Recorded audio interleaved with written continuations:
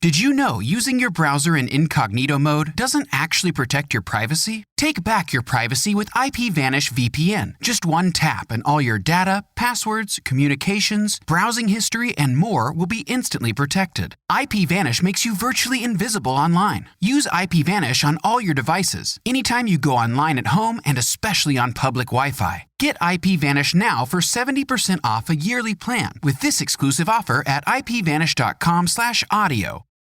Hello, campers. Grab your marshmallows and gather around the True Crime Campfire. We're your camp counselors. I'm Katie. And I'm Whitney. And we're here to tell you a true story that is way stranger than fiction. We're roasting murderers and marshmallows around the True Crime Campfire.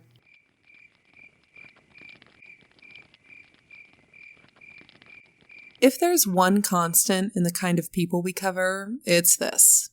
They're liars. Con artists trying to scam their way into money, murderers denying their crimes, spouses with secret affairs, liars, all of them. This week's case is about a man who checks all three of those boxes. A man who learned that if he didn't have a conscience, deceit could make him more money than hard work ever did. Once he learned that lesson, nothing was going to stop him from lying his way to more and more wealth. Certainly not the continued health and well-being of his wife. This is The Man Who Wasn't There, the murder of Shannon Mohr.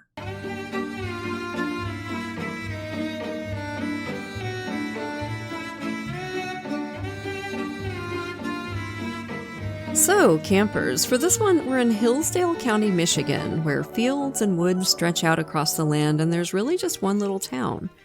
This is about as country as you can get. July 23rd, 1980 was a beautiful clear day, more like spring than summer, and in the early evening, Shannon Mohr Davis and her husband David headed out from David's farm for a horseback ride. They were still newlyweds. They'd met less than a year ago at the wedding of mutual friends. Shannon, a 25-year-old nurse, hadn't been doing great at the time. She'd just broken up with her firefighter fiancé and was back living with her parents in Toledo. When David Davis, tall and charming, approached her at the wedding reception, she fell for him almost right away. The more she learned about him, the more fascinating he became. How he'd been orphaned as a child, then played in the Rose Bowl for the University of Michigan football team, then won multiple medals for valor in Vietnam. After the war, he found great success as a real estate developer and owned farms all across the country. Not that his life was all sunshine and roses. Until he met Shannon, David had thought he'd never find love again after his fiancée had died in a terrible car accident on her way to their wedding. Now 35, he had decided to live a simpler life in Hillsdale County as a farmer. Shannon was swept off her feet, and so was David. At the wedding reception, the first time he saw Shannon, he told a friend, "That's the woman I'm going to marry."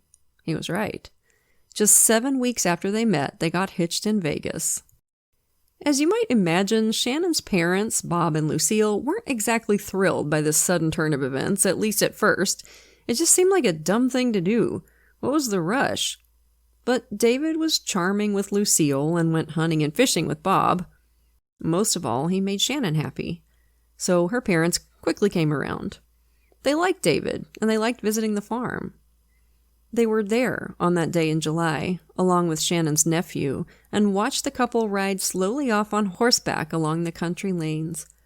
They stopped off for a little while at the farm of David's friend and neighbor, Dick Britton, then headed off along the trails through the woods. 25 minutes later, David came racing back on horseback across the fields. He was sweating and had blood on his shirt. He told Dick that Shannon had fallen from her horse and hit her head on a rock. She was hurt, real bad. They drove back to where she'd fallen, at the edge of the woods.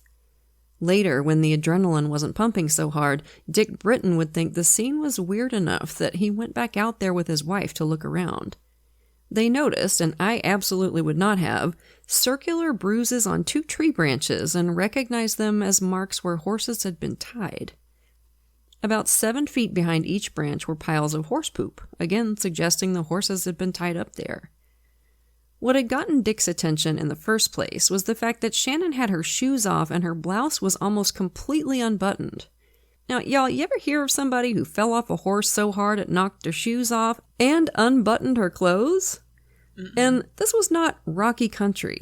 Shannon would have had to be incredibly unlucky to fall and hit her head on something hard enough to seriously hurt her.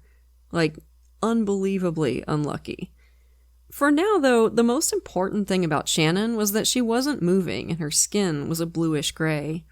She had streaks of blood on her chest. She was in serious trouble. They got her into Dick's car and hurried to the hospital. At the hospital, it was immediately clear that they couldn't help Shannon.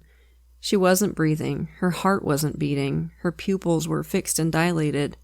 She was gone. Dick Britton called her parents at the farm, but just told them that Shannon had been in a horseback riding accident. When they got to the hospital, a doctor and a sheriff's deputy came out to see them, and Lucille started screaming, "Is she all right?" They didn't answer for a moment, and Lucille sobbed out, "Is she dead?" "Yes," the doctor said. David told Shannon's parents the same thing he'd told Dick Britton, that Shannon had fallen off her horse and hit her head. The hospital said she died of a broken neck, consistent with that story. David embraced the distraught Lucille from behind. She looked down and saw scratch marks on his hands. When she looked up and saw similar marks on one side of his face, her blood ran cold. Right then, she thought David Davis had killed her daughter. But she kept that to herself, at least at first. When the nurse came to ask the family what they wanted to do with the remains, David said he and Shannon had just had this conversation. Shannon had wanted to be cremated. At this, Shannon's mom lost it and started yelling, "She will not be cremated."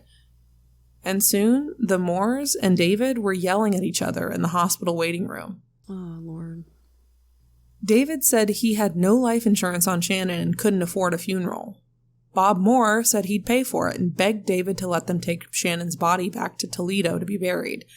David still said no until Dick Britton, who'd been watching the whole drama play out, jumped out of his chair and said, "Dave, that's her parents. They have rights. You've only been married 10 months. Finally, David backed down. When her temper cooled down, Lucille Mohr was more convinced than ever that David Davis had killed Shannon. When they first got back from their Vegas wedding, Shannon told her mom that David had taken out big life insurance policies on both of them. He'd lied. The police, though, were not eager to draw this thing out. We've seen this a dozen times with small-town departments. If there's a way for them to quickly rule a death an accident so they've still got time to get down to Cracker Barrel for a chicken fried steak, they'll take it. A couple of cops spent about 5 minutes looking around the accident site. They found a half-buried rock with blood on it, and they found Shannon's untied shoes about 8 feet away.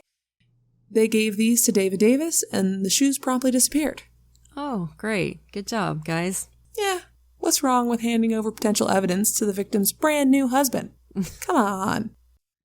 Without any investigation, the authorities accepted David's claim that he had no life insurance on Shannon. In fact, they never interviewed him at all after that first night at the hospital. Jesus. With no obvious motive and no obvious evidence of foul play, the medical examiner ruled the death an accident. Shannon was buried 3 days later in Toledo, and her parents learned some surprising things about David, the orphaned war hero. For one thing, the orphan's parents came to the funeral, and from talking to them and other members of his family, it was obvious that David had never served in the military at all. The successful life of international real estate was likewise a lie. He'd lived on the farm in Hillsdale County for years, on disability payments from an old job. And of course, there was no tragic fiancée who died on her way to their wedding. Just an ex-wife who hated him and 2 daughters he wasn't allowed to see. Basically, his whole life was a lie. And I want to take a minute to look at the Vietnam stuff because I think it shows just what kind of drama queen bullshit artist we're dealing with here. David, remember, had never been in the military at all and had never served in Vietnam, but he told the Mohrs he'd been a major in the Marine Corps. He'd been seriously wounded when, apparently, simultaneously, he stepped on a landmine and an artillery rocket exploded overhead. I guess just one explosion didn't have the narrative oomph he was after.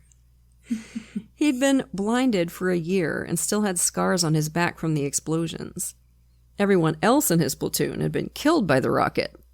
He did, in fact, have scars on his back from surgery on a herniated disc in 1976 after he'd hurt himself lifting some stuff on the farm. He told his neighbor Dick Britton that he'd been injured when his parachute caught him in a tree and a Viet Cong soldier shot him in the knee. Despite the injury, David said he pulled out his pistol and shot him right between the eyes. Of course you did, Dave. Of course you did. His friend Tom Davis was a high school teacher, and he invited David to come talk to his class when they were studying the Vietnam War. David told the kids what it was like to hold men in your arms and watch them die, then broke down and wept in front of the class. Good God, man, chew the scenery, why don't you? Just unreal. My dude had actually spent the war as a student first, then an encyclopedia salesman, an apartment complex manager, and a hearse driver for a funeral home. That one was prophetic. Now, after Shannon's funeral, David went out for dinner with some of her family. He didn't seem to be mourning at all, just enjoying being the center of attention. He made a toast to my lovely wife Shannon, who is looking down on me at this moment. We're all looking down on you, David. This upset Shannon's cousin Cheryl so much that she ran out of the room. David followed and apologized for upsetting her. And then he folded her up in a hug and told her she was now the most beautiful woman in his life. Then he firmly grabbed her butt and squeezed. Oh my God. How did she manage to stand there? I would have gone like red mist berserker, like just full on screaming, out for blood berserker. That man would have been in the ground by the end of the day. That woman had remarkable self-restraint.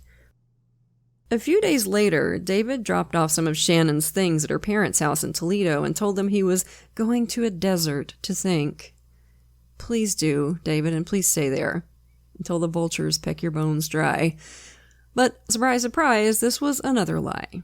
In reality, he was flying down to Florida with his girlfriend. Because, of course, there was a girlfriend. Just be patient. We'll get back to her. After the funeral, Bob and Lucille Mohr went back to Hillsdale County to see the sheriff, specifically to tell them they thought David had lied about not having life insurance on Shannon. The sheriff found out that David had, in fact, taken out 3 life insurance policies on Shannon, all with double indemnity clauses that paid out double if she died in an accident. He stood to make a little over $300,000, which today would be just north of $1 million. This made the cops suspicious enough to reopen the case. A month after her death, Shannon's body was exhumed for an autopsy, but this still revealed no evidence of foul play. The cause of death was changed from a broken neck to a traumatic brain injury, which was still consistent with a fall from a horse. And once again, Hillsdale County determined that the death was accidental. Bob and Lucille Mohr were furious and sent letters to the state attorney general. So did Dick Britton, who had become convinced his neighbor had gotten away with murder. Yeah, Dick is awesome, by the way. He's on this episode of American Justice about it. I know I just said Dick is awesome. Let's move on from it. Phrasing. But yeah, I love this old dude. He smelled a rat from minute one and he was not going to let it go. He seems like an old cowboy, like the kind who's probably eaten a lot of baked beans right out of the can, you know, like under the stars, around a campfire with the other cowboys. He's great. As a matter of fact, Dick took an additional step and went to see Detroit Free Press reporter Billy Bowles. Bowles thought there was a story here, and he started investigating. And he soon uncovered that David Davis was no stranger to insurance payouts. Not long ago, he'd bought a new property in Hillsdale County and had it insured. And wouldn't you know it, the barn and house on the property both burned down soon after. Separately.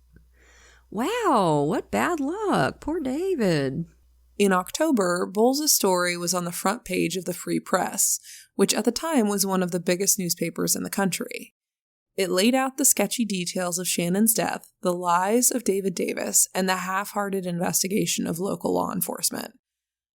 There's nothing like bad publicity to get the wheels of government turning, Just a couple of days after the story hit the newsstands, the Attorney General assigned a state police detective, Don Brooks, to look into Shannon's death.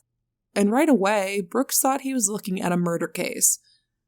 The Mohrs, meanwhile, filed a lawsuit to stop David from collecting Shannon's life insurance money. David, probably afraid he'd be scooped up by the cops, didn't show up in court, and the money went to the Mohrs instead. They also demanded that more tests be done on Shannon's remains, and samples were sent to the Medical College of Ohio in Toledo. And it's a good thing they were. The tests revealed a foreign substance in Shannon's tissue.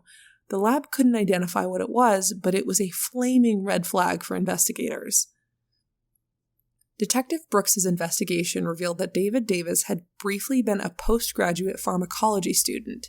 He also knew that farmers often have access to powerful drugs to help them treat livestock. Mm-hmm. When he talked to veterinarians about what drugs might be used in a homicide, one of them made a suggestion that'll be familiar to many true crime nerds: succinylcholine. Hello again, succinylcholine. This shit pops up in true crime more than the phrase, "it was the kind of town where nobody locked their doors." It's an incredibly powerful, fast-acting muscle relaxant that can be used to medically induce paralysis, like for intubation and other kinds of surgery. It's not really recommended for veterinary use now, but in 1980, it was used a lot in large animals like horses and cattle to briefly relax them for difficult stuff like positioning fractured limbs. It has a lot of legitimate uses in human medicine, but as I'm sure y'all will remember, it's also been used in some nightmarish murders. Nightmarish because succinylcholine is not an anesthetic. You'll be completely immobilized, but you'll still be awake and aware of everything that's happening to you. It's like being buried alive. Just absolute horror. Detective Brooks's suspicions were essentially confirmed by Shannon's cousin Tori, who testified that in the summer of 1980, she'd been visiting the farm and seen syringes in the refrigerator, and in the freezer, several medicine bottles labeled Anactine, the brand name for succinylcholine. Thing is, one of the reasons why this has been a popular drug for murder is that it breaks down really quickly in the body, and at the time was considered impossible to detect. The Toledo lab worked with the renowned Karolinska Institute in Sweden. If you want to know how renowned, this is the place that hands out Nobel Prizes in medicine, okay? Together, they developed new techniques that allowed them to determine whether the unidentified substance in Shannon's tissue was succinylcholine. And it was. Her body was yet again exhumed, and another autopsy performed with the specific purpose of looking for injection sites, which were found on the shoulder and wrist. And the pathologist determined that while Shannon certainly had suffered a head injury, it hadn't damaged her brain enough to kill her and probably hadn't even knocked her out. Detectives now thought they could piece together what Shannon's murder had probably looked like. She and David had gone out riding, and once they were in the woods, they'd tied up their horses and gotten down on the forest floor for a little, afternoon delight. At least, that's what Shannon thought this was about, hence her unbuttoned blouse and kicked-off shoes. It was a pleasant experience, and she was completely relaxed. And then, David stabbed her in the shoulder with a syringe. They struggled, and Shannon clawed at David's hands and face, but soon the drug took hold, and she went limp. David went down to her wrist, found a vein, and injected her again. Now that Shannon was completely paralyzed, but still alive, he bashed her head against a rock half buried in the ground so she'd have the bleeding and bruising that you'd expect from an injury received before death. And then he stood back and watched as his wife, immobile but still awake and aware, slowly suffocated as the overdose of succinylcholine shut down her respiratory system. It probably took about 10 minutes. 5 or 6 for her to go completely unconscious. Just deal with that fact for a second, how long that would feel like if you were drowning on dry land and fully feeling every moment of it. It's horror movie stuff. In October of 1981, an arrest warrant was issued for David Davis on charges of first-degree murder, but authorities tried to keep this on the hush-hush. They didn't know exactly where David was, and they thought that if he knew he was wanted for murder, he'd just rabbit and disappear completely. And they were very much right about that. David's attorney found out about the arrest warrant and got in touch with him while David was sailing in the Caribbean with yet another girlfriend. His attorney told David he needed to come back north and turn himself in. David said, I'll be there in 2 weeks. He sailed to Haiti, ditched both his boat and his girlfriend, and poof, vanished. It would be years before authorities had any clue where he'd gone.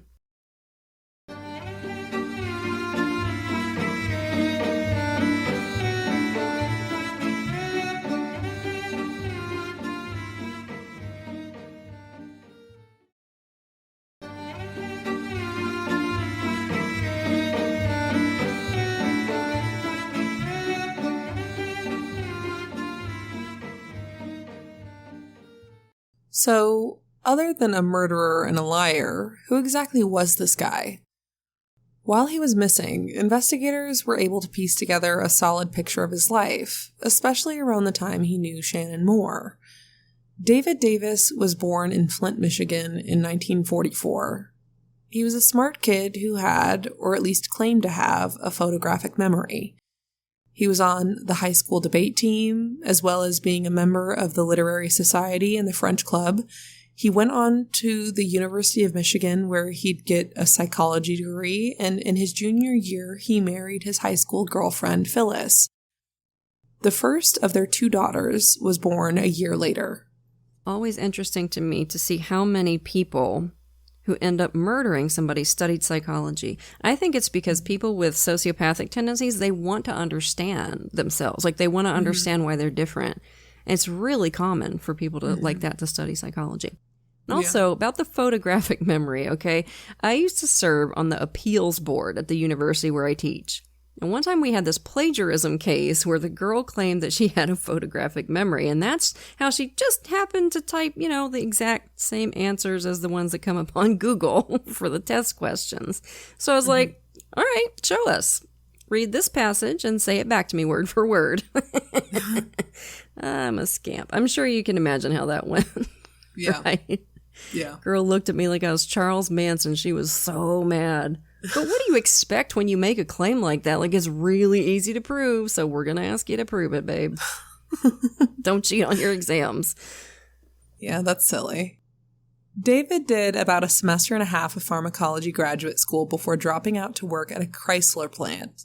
6 years later, David and his family were living on the farm in Hillsdale County, and he was the head of security, with his duties including processing disability claims.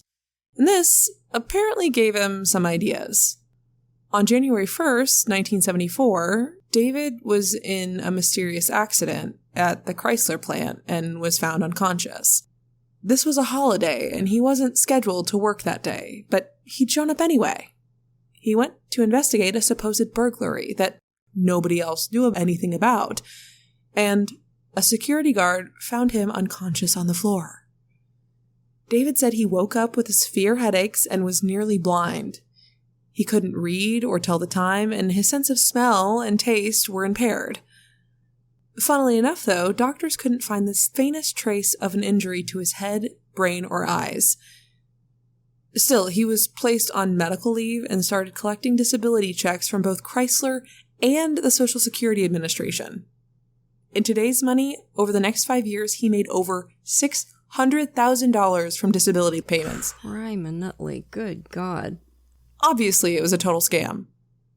When his neighbors saw him tooling around in his car, they'd joke, "Well, there goes the blind man." David never went back to work at Chrysler. Just picked up his checks and made a half-hearted attempt to farm corn and soybeans. He never made any money at it. Right after he accepted a lump sum payment from Chrysler, his debilitating condition seemed to magically clear up, and he started taking graduate courses in education, able to see and read just fine. What a little prick. With all the people who legitimately need disability, like desperately, and can't get it, it's just, it makes me sick. Yeah, I was thinking about that too. It's honestly so infuriating. It's disgusting. In 1976, Phyllis divorced him and filed for a protection order, alleging that David was violent both with her and their daughters. The order was granted, and she won custody of their kids. David was never the kind of person to stay single for long, though, and almost immediately started dating a woman named Kay Kendall. We don't know much about their relationship, except that David once excitedly told Kay he'd read about this drug called succinylcholine that could, if injected, kill someone by suffocation and leave no trace. It'd be the perfect crime, he told her.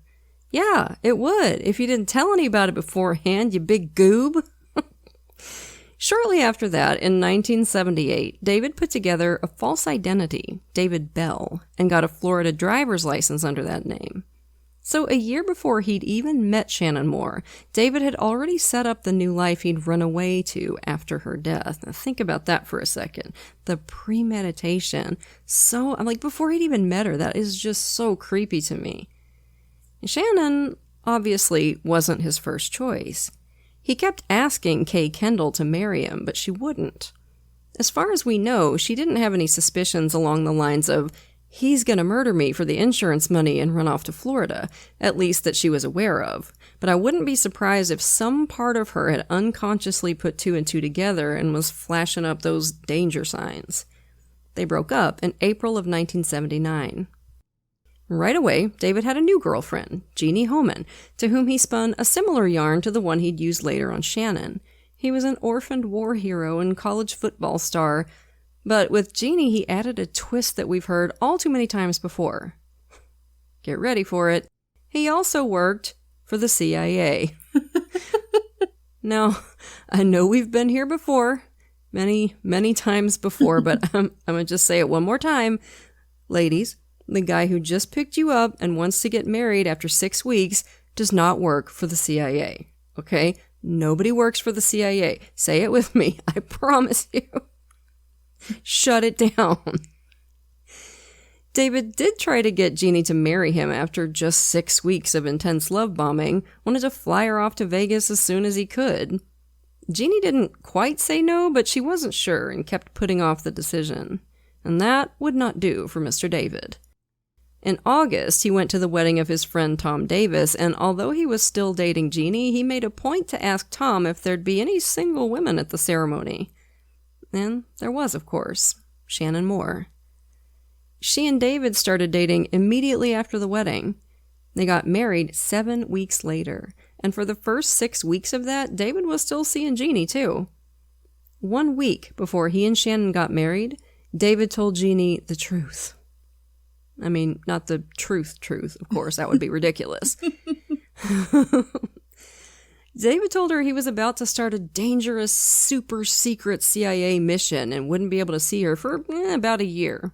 As part of the mission, he had to pretend to be married, and Jeannie should ignore anything she might happen to read or hear about that marriage, okay? His wife, wink wink, was the person the CIA was having him protect. But whatever his intentions at the time, David discovered that he didn't want to go a year without Jeannie. He started seeing her again just a few weeks after marrying Shannon. He told her that once the mission was over, the government would pay him around $250,000, right in the ballpark of the amount he'd insured Shannon's life for. In June of 1980, 3 or 4 weeks before Shannon was murdered, Jeannie asked David how much longer his secret undercover mission was going to last. 3 or 4 weeks, David told her. Oh, bless her heart. But to be fair, in 1980, that was probably a lot easier to believe. You know what I mean? Because people just were not as true crime aware back then, and there weren't a million stories out there like this. So I can actually kind of forgive her for falling for it, you know? I think back then it was probably a lot easier to believe that kind of stuff. On July 29th, Jeannie flew down to Florida with David after his long mission was finally over. She didn't know that Shannon Mohr was dead and had been buried just days ago. David certainly didn't act as if he was mourning anybody. Apparently, Jeannie and David's relationship really needed one of them to be mostly unavailable due to secret spycraft. After a year of passionate clandestine hookups, they broke up after just 1 week of actually living together in Florida. The bloom fell off of that rose quick. Jeannie flew back to Michigan, and David got on with his new life as David Bell. As we saw earlier, David enjoyed the yacht rock lifestyle for a while, sailing around the Caribbean with a new girlfriend, until he learned there was a warrant out for his arrest. Then he disappeared. The search for David Davis was intense at first, with him making an appearance on the FBI's most wanted list. But the authorities couldn't find him. And other crimes happened. Other things needed investigators' time and attention. The hunt for David Davis went cold, and stayed that way for years. In 1987, Unsolved Mysteries ran a segment on Shannon Mohr's death and the vanished David Davis. That show helped investigators catch a lot of assholes, but not this time. 2 years later, though, a rerun of the episode aired. A Beverly Hills dentist thought David Davis looked a lot like a guy she dated a few years ago. The show included pictures of David's hammer thumb, which is the kind of thing you notice on someone you know well, and her boyfriend had a thumb just like that. And there was this. When they were getting to know each other, the dentist's ex had told her his wife Shannon had recently drowned. Shit. A stuntman in Hollywood thought the guy on Unsolved Mysteries looked like a buddy of his, Rip Bell, who'd given him a few free flying lessons. But it was an anonymous caller, a woman in Hawaii, who called the show's toll-free number to say she thought she knew the man they were after. Unsolved Mysteries put her in touch with Michigan State Police. R.I.P. Robert Stack, the legend. Ugh, legend. David Davis had kind of a distinctive face, and although half of it was now covered by a big bushy beard, he didn't look all that different. The man this woman knew was called David Bell, although he preferred the nickname Rip. The state's police file on Davis include the fact that when he was young, his nickname was Ripper. That's a pretty ominous name to true crime people, but given how high school nicknames work, it probably just meant he farted really loud one time and was never allowed to forget it. Oh, yeah. David Bell had apparently lived in Alaska and Hawaii and was now a pilot in American Samoa, which I think might literally be as far as you can get from Michigan and still be in U.S. territory. Yeah, probably. Just minutes after this call, Detective Brooks had the Alaska Department of Motor Vehicles fax over a copy of David Bell's driver's license. Big bushy beard or not, there was no question about it. That was David Davis. 3 days after that rerun of Unsolved Mysteries, FBI agents and Samoan police waited for David to show up at Pongo Pongo Airport. Just before 7 a.m., they saw him walking towards the terminal. An agent called out, "David Davis," and he turned around.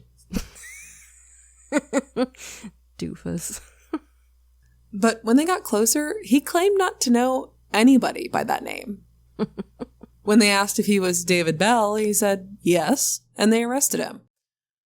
The bushy beard had been trimmed and was now half gray, and he was about 40 pounds heavier, but there was no doubt that this was David Davis, and he finally admitted as much on the long flight back to Michigan.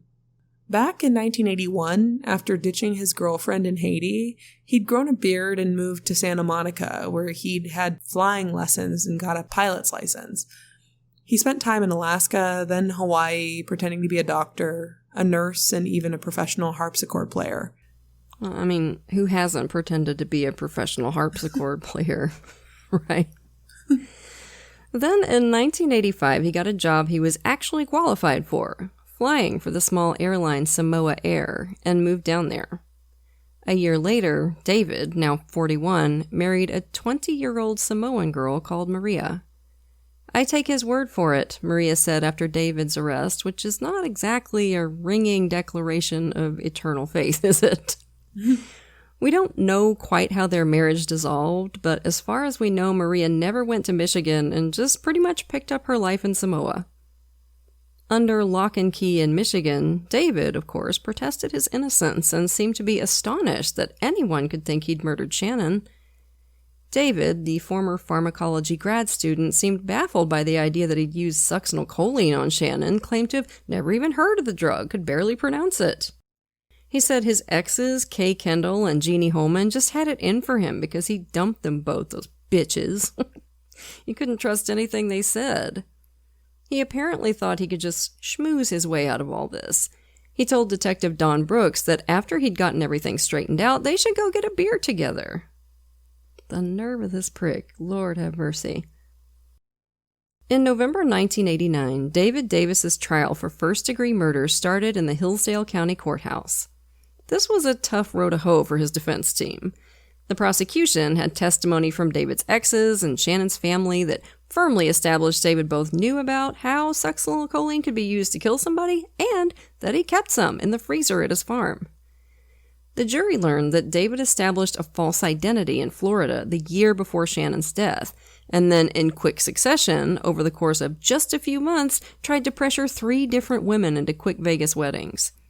He'd taken out heavy double indemnity life insurance policies on Shannon, then lied about them after her death to try and avoid suspicion.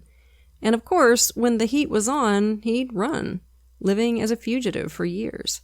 He looked guilty as hell, and that was before the physical evidence that showed the presence of succinylcholine in Shannon's body, and the last, most thorough autopsy that revealed needle marks on her body and a brain injury that was insufficient to kill her. This was a strong case even without the detection of succinylcholine, but that was the part the defense decided to attack the hardest.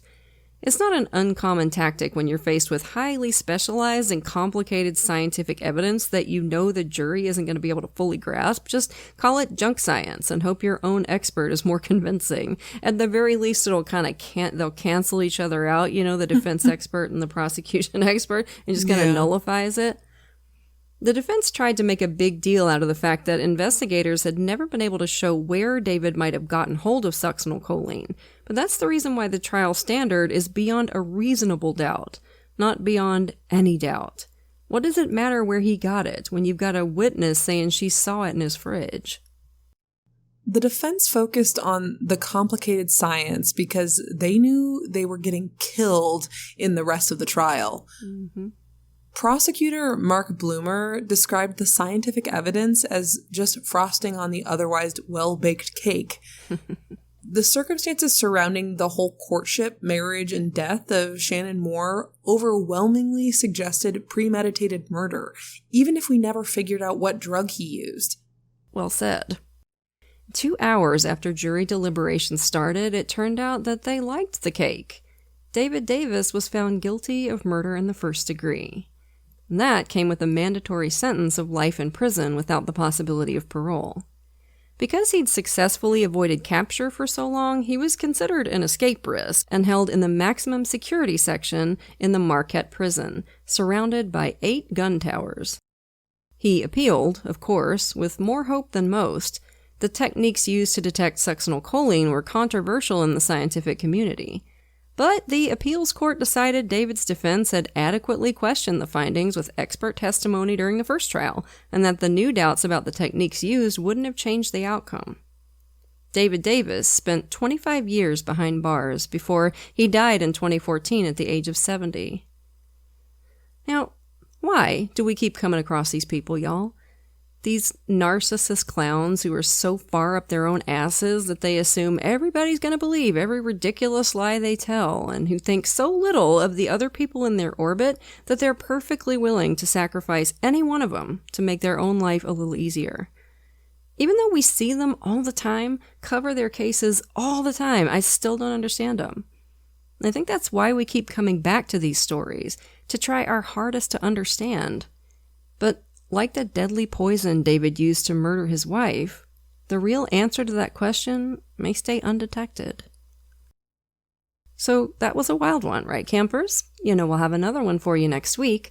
But for now, lock your doors, light your lights, and stay safe until we get together again around the True Crime Campfire.